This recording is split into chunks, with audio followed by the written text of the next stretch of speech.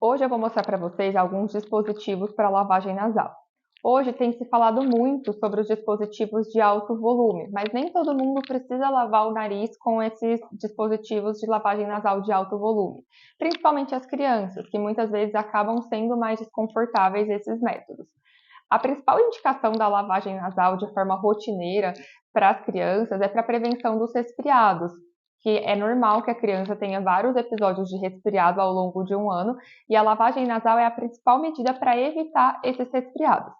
As lavagens de alto volume, a irrigação nasal, a gente indica principalmente para pós-operatório, para pacientes com sinusite crônica.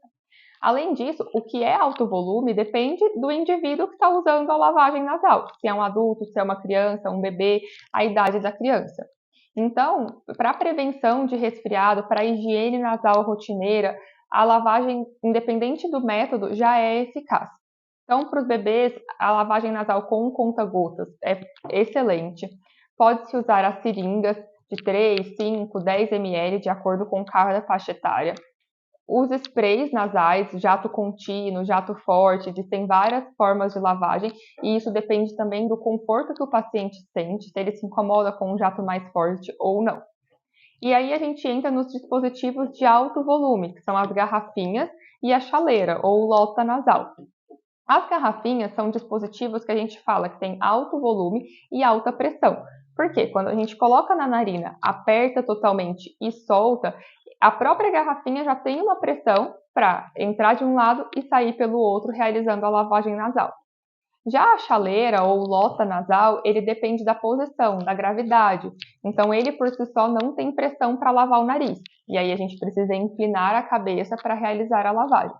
Então, a escolha do método para um paciente que não está em pós-operatório, que não tem sinusite crônica, vai depender do que ele se adapta, de qual ele sente mais conforto.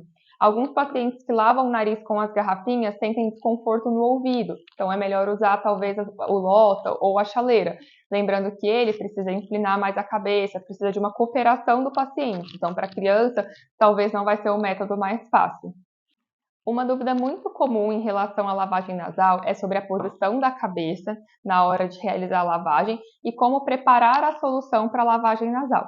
Então, a solução você pode comprar ou o soro fisiológico pronto na farmácia, o próprio soro caseiro, até os sachês que vendem também prontos na farmácia que você vai diluir em água filtrada.